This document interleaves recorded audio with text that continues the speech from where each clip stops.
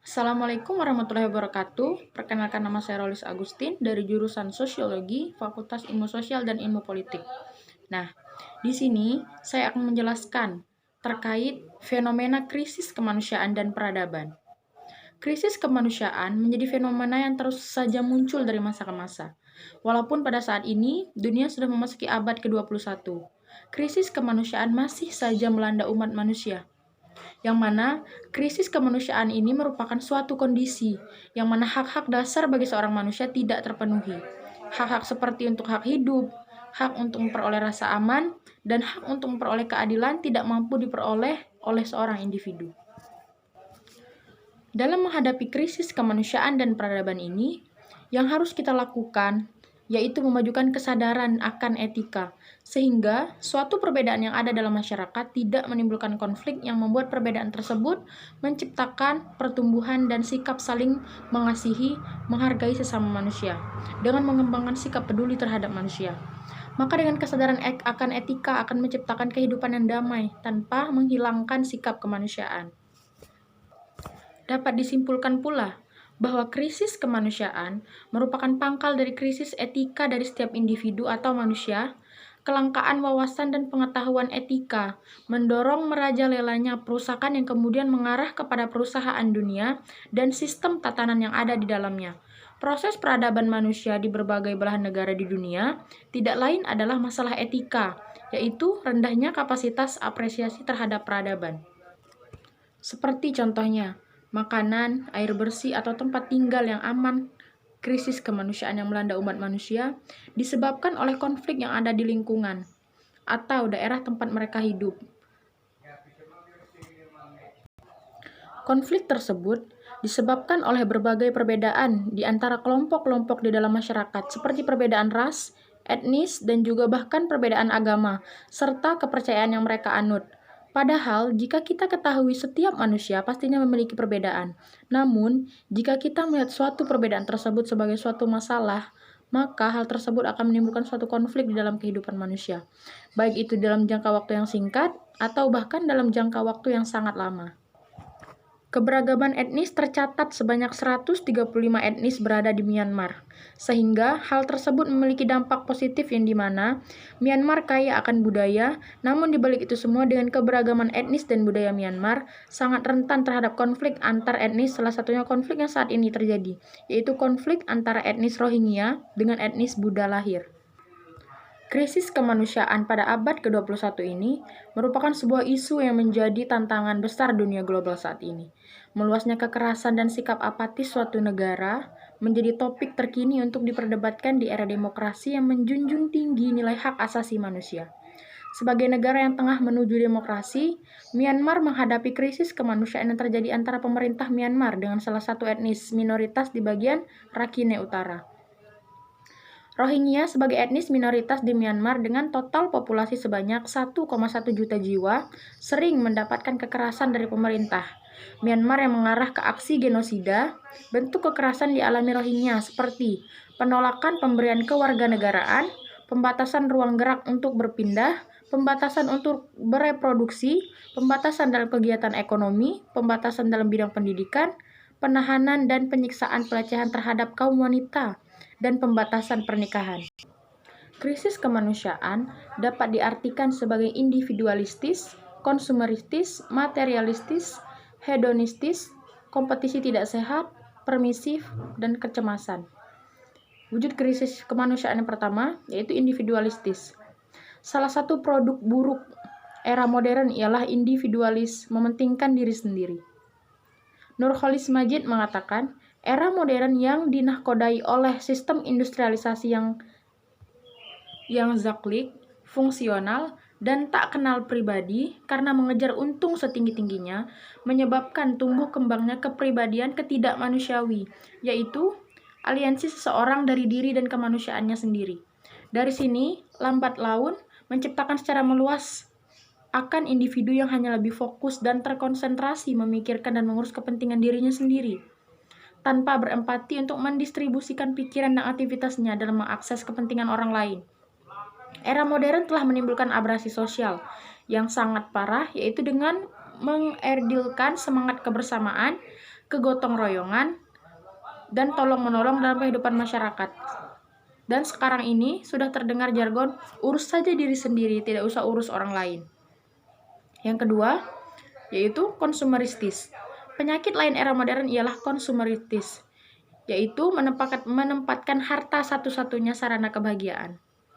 Jean P. Baudiard mengatakan, saat ini di sekitar kita terjadi kenyataan yang luar biasa tentang konsumsi dan kelimpah ruahan yang dibentuk oleh melimpahnya objek jasa dan barang-barang material yang kemudian membentuk satu jenis mutasi fundamental. Mutasi fundamental dalam ekologi kemanusiaan dalam zaman ini, tema-tema pengeluaran, kesenangan, dan tanpa perhitungan seperti beli sekarang bayar kemudian, telah menggantikan tema-tema orang-orang Puritan tentang kerja, penghematan dan warisan. Dewasa ini telah terjadi kepemilikan barang-barang konsumsi dalam bentuk individualisasi dan penguraian yang mengarah bukan kepada solidaritas sosial.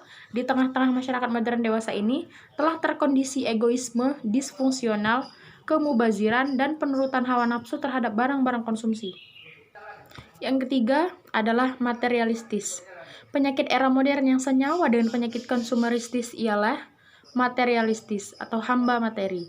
Superlan Suhartono mengatakan, akibat era modern yang dengan kekuatan sistem ekonomi liberalis, kapitalistiknya yang telah bergeliat dalam rentang sekian lama, kini hampir sebagian besar manusia di dunia ini terjebak di dalam suatu krisis moral yang parah dan sulit diatasi, yaitu materialisme, pandangan over cinta terhadap harta duniawi.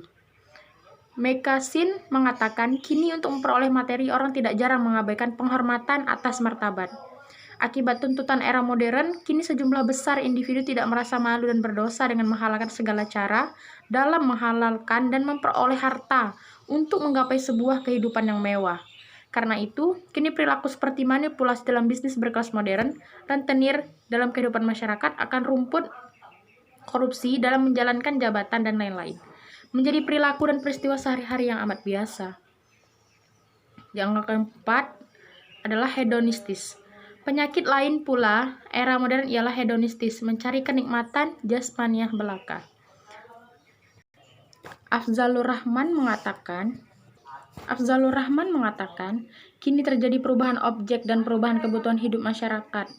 Masyarakat tidak lagi berorientasi pada hanya objek yang berfungsi atau bersifat pemenuhan kebutuhan pokok dan kebutuhan kenyamanan, tetapi sekaligus berorientasi pada objek yang berfungsi atau bersifat pemenuhan kebutuhan kemewahan. Masyarakat sudah amat mengutamakan pola hidup sehat, pola hidup nikmat di atas perilaku konsumtif atau kemewahan. Jean P. Baudiard mengatakan, zaman sekarang, masyarakat memaknai perilaku konsumtif sebagai wahana kenikmatan jasmania yang eksklusif atau hedonistis. Masyarakat menganggap dirinya sebuah sisi depan kenikmatan, ibarat sebuah proyek kenikmatan dan kepuasan yang mengekspresikan rasa bahagia, penuh cinta, terpuji, menawan hati, euforis, dan dinamis, seraya menjadi prinsip maksimalisasi eksistensi melalui penggunaan secara intensif tanda-tanda dengan objek melalui eksploitasi secara sistematis semua potensi kenikmatan. Kesimpulannya, kehadiran dan keberadaan era modern merupakan sesuatu yang mutlak. Nilai-nilai era modern yang dibidani oleh kemajuan ilmu pengetahuan dan teknologi pada substansi asasinya sesungguhnya tidak bertentangan dengan nilai ajaran Islam. Era modern menjadi bermasalah dengan Islam akibat ikut munculnya globalisasi ekonomi yang liberalistik, kapitalistik. Islam menginginkan agar kemodernan itu memadukan dua segi kemajuan lahiriah dan kemajuan batiniah. Islam mendorong agar masyarakat berupaya mencapai kemajuan dalam bidang ilmu pengetahuan dan teknologi, kebudayaan, peradaban, seni, dan ekonomi. Namun, harus berbanding lurus dengan kemajuan spiritual, ibadah, dan akhlak. Upaya mengatasi gelombang pengungsi Rohingya. Myanmar merupakan negara yang terkenal dengan keberagaman etnisnya. Sejumlah 135 etnis berada di Myanmar. Hal tersebut memiliki dampak positif, yakni menjadikan Myanmar sebagai negara yang kaya akan budaya. Namun, terdapat pula dampak negatif yang ditimbulkan, yaitu menjadikan Myanmar sebagai negara yang sangat rentan terhadap konflik antar etnis. Salah satunya ialah konflik di negara bagian Rakhine Utara. antara etnis Rohingya dengan etnis Buddha Rakhine. Rohingya merupakan salah satu etnis minoritas yang menempati wilayah Rakhine. Mereka sudah hidup di Myanmar sejak abad 7 Masehi dan mendirikan sebuah kerajaan muslim yang dikenal dengan Kerajaan Muslim Arakan sejak tahun 1430 Masehi. Sebaliknya, etnis Buddha Rakhine adalah kelompok etnis yang mendominasi di Rakhine. Konflik antara etnis Rohingya dengan etnis Buddha Rakhine tentu mengakibatkan kekalahan bagi etnis Rohingya sebagai bentuk minoritas. Tindakan kejahatan kemanusiaan dan diskriminasi terhadap etnis Rohingya bahkan sudah berlangsung sejak Myanmar belum merdeka. Kejahatan kemanusiaan dan diskriminasi terhadap etnis Rohingya terus berlanjut hingga Myanmar merdeka bahkan hingga saat ini. Hal tersebut dikarenakan dibentuknya Undang-Undang Kewarganegaraan Myanmar pada tahun 1982. Selanjutnya, pemberontakan besar-besaran terhadap etnis Muslim Rohingya kembali terjadi pada Oktober 2012 di beberapa tempat di kawasan Rakhine. Jumlah korban dalam tragedi tersebut semakin meningkat, yakni mencapai 40 orang tewas dan lebih dari 110.000 orang Muslim Rohingya memutuskan untuk pergi dan mengungsi. Mayoritas masyarakat Buddha mendukung kedaulatan negara yang tidak mengakui Rohingya sebagai etnis asli Myanmar. Krisis kemanusiaan yang dialami etnis Rohingya di Myanmar ini kemudian menyebabkan etnis Rohingya bertekad untuk pergi meninggalkan Myanmar dan mengungsi ke negara lain dengan harapan mendapat bantuan kemanusiaan dan kehidupan yang lebih layak dari sebelumnya. Salah satu negara yang menjadi tujuan bagi para pengungsi Rohingya adalah Thailand. Hal tersebut dikarenakan faktor geografis di mana Thailand merupakan negara tetangga Myanmar dan berbatasan langsung dengan Myanmar. Kedekatan wilayah antara Thailand dan Myanmar ini dianggap lebih efektif bagi para pengungsi Rohingya untuk dapat segera memperoleh bantuan kemanusiaan. Selain itu, tingkat pertumbuhan ekonomi Thailand yang terus meningkat juga menjadi daya tarik pengungsi Rohingya dengan harapan bahwa Thailand akan mampu memberikan bantuan dan fasilitas yang layak bagi mereka. Namun, gelombang pengungsi Rohingya ke Thailand terjadi secara terus-menerus pada tahun 2012 hingga 2015, tanpa ada upaya dari Myanmar untuk menyelesaikan kasus krisis kemanusiaan etnis Rohingya tersebut di Rakhine dan mengurangi arus keluar orang-orang Rohingya di Myanmar. Hal tersebut merupakan menjadi beban tersendiri bagi mereka, terutama masyarakat Thailand. Dalam hal sosial dan ekonomi, gelombang pengungsi Rohingya di Thailand berpotensi menimbulkan masalah sosial mengingat pada tahun 2015 telah terjadi konflik dan pembantaian di Thailand Selatan. Sehingga dengan adanya ketegangan antar umat beragama di Thailand tersebut dikhawatirkan gelombang pengungsi Rohingya akan menambah keresahan masyarakat Thailand yang mayoritas beragama Buddha. Masalah sosial juga terlihat ketika pada tahun 2015 masyarakat desa Chao Uat, Thailand melakukan unjuk rasa dan menolak rencana pemerintah untuk membangun kamp pengungsi Rohingya di desa mereka. Sedangkan dalam hal ekonomi, sejak tahun 2012 hingga 2015, pengetahuan pemerintah pengeluaran Thailand untuk pengungsi terus mengalami peningkatan. Permasalahan sosial ekonomi tersebut mendorong Thailand untuk mengupayakan penyelesaian krisis kemanusiaan etnis Rohingya ini di Myanmar. Oleh karena itu, Thailand melakukan tanggung jawabnya sebagai bagian dari komunitas internasional PBB untuk membantu negara lain. Dalam hal ini, Myanmar yang telah gagal melindungi penduduknya dari krisis kemanusiaan sebagaimana prinsip responsibility to protect. Dalam hal ini, upaya dalam mengatasi gelombang pengungsi Rohingya terbagi dalam dua fokus pembahasan.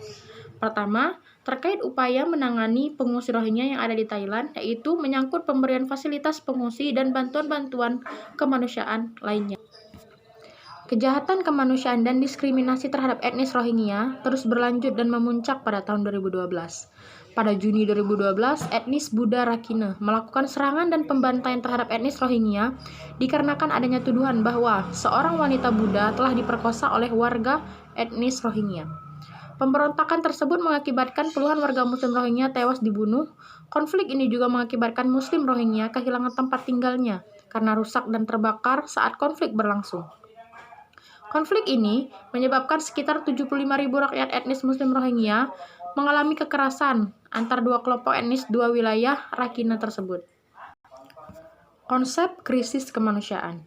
Krisis kemanusiaan merupakan sebuah situasi dengan penderitaan manusia yang berada pada tingkat tinggi. Dasar-dasar kesejahteraan manusia yang berada dalam bahaya dan mencakup skala yang besar. Secara umum, terdapat 3 kategori penyebab krisis kemanusiaan. Pertama, faktor bencana penyebab krisis kemanusiaan. Alam yaitu adanya bencana alam seperti banjir, gempa bumi, dan sebagainya sebagai penyebab krisis kemanusiaan. Contoh dari krisis kemanusiaan ini ialah banjir di Pakistan tahun 2010, tsunami di kawasan Asia pada tahun 2004 dan 2005, dan lain sebagainya. Faktor kedua ialah kompleks emergencies, yaitu adanya konflik yang memicu krisis kemanusiaan. Contoh dari krisis kemanusiaan dalam kategori ini adalah adanya konflik yang memicu krisis kemanusiaan di Rwanda pada tahun 1994 dan sebagainya. Ketiga adalah masalah krisis lainnya, yakni menyangkut masalah kesehatan, industri, dan finansial. Contohnya adalah Bhopal gas tragedi tahun 1984, krisis harga pangan yang melanda berbagai negara tahun 2008 dan berikutnya. Berdasarkan klasifikasi penyebab krisis kemanusiaan di atas yang sudah saya jelaskan tadi,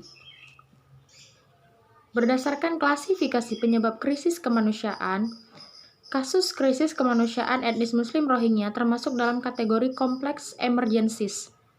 Hal tersebut dikarenakan krisis kemanusiaan etnis Muslim Rohingya merupakan tindakan diskriminatif terhadap etnis minoritas yang dilakukan oleh etnis mayoritas di Myanmar, yakni etnis Burma atau Buddha. Konflik antara etnis Muslim Rohingya dengan etnis Burma berujung pada kekalahan etnis Muslim Rohingya dan merujuk pada tindak kejahatan kemanusiaan serta genosida atau pembersihan etnis. Yang kedua, konsep responsibility to protect. Konsep ini secara sederhana dapat diartikan sebagai tanggung jawab melindungi hak-hak asasi manusia tanpa mengganggu atau menentang kedaulatan negara yang bersangkutan. Oleh karena itu, konsep responsibility to protect ini sangat relevan untuk diterapkan serta mudah diterima oleh masyarakat internasional. Dibandingkan intervensi kemanusiaan, Dewan Keamanan PBB pun turut mendukung dan mengakui relevansi responsibility to protect ini. PBB juga telah menghasilkan rumusan prinsip-prinsip responsibility to protect ke dalam 3 prinsip. Pertama, prinsip bahwa negara memiliki tanggung jawab untuk melindungi warga negaranya dari genosida, kejahatan perang, penghapusan etnis, dan kejahatan terhadap kemanusiaan. Kedua, prinsip kejahatan terhadap kemanusiaan menyatakan komitmen komunitas internasional anggota PBB untuk membantu negara-negara dalam melindungi warga negaranya dari kejahatan kemanusiaan. Ketiga, prinsip atas tanggung jawab setiap warga negara anggota PBB untuk merespon atau mengambil tindakan yang tepat untuk mencegah dan menghentikan kejahatan kemanusiaan ketika suatu negara gagal memberikan perlindungan kemanusiaan yang dimaksud. Seiring dengan gelombang pengungsi Rohingya, pada tahun 2012 jumlah pengeluaran senilai 22.339.140 USD. Tahun 2013, jumlah anggaran untuk pengungsi terus meningkat, yang menandakan adanya jumlah pengungsi yang semakin meningkat pula. Kondisi tersebut merupakan suatu kondisi dilematik bagi Thailand, di mana ia harus menerapkan prinsip-prinsip kemanusiaan dengan cara membantu para pengungsi. Namun, di sisi lain, Thailand merasa sangat terbebani dengan anggaran pengeluaran yang besar dan terus mengalami peningkatan ini. Sedangkan masalah sosial yang juga timbul akibat gelombang pengungsi Rohingya di Thailand dapat dilihat dari adanya respon negatif dari masyarakat Thailand terhadap pengungsi.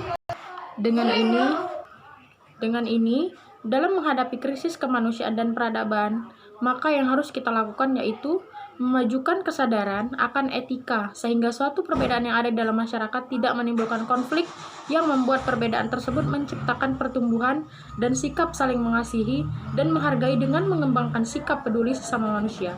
Maka dengan kesadaran akan etika akan menciptakan kehidupan yang damai tanpa menghilangkan sikap kemanusiaan. Baiklah, sekian penjelasan dari saya.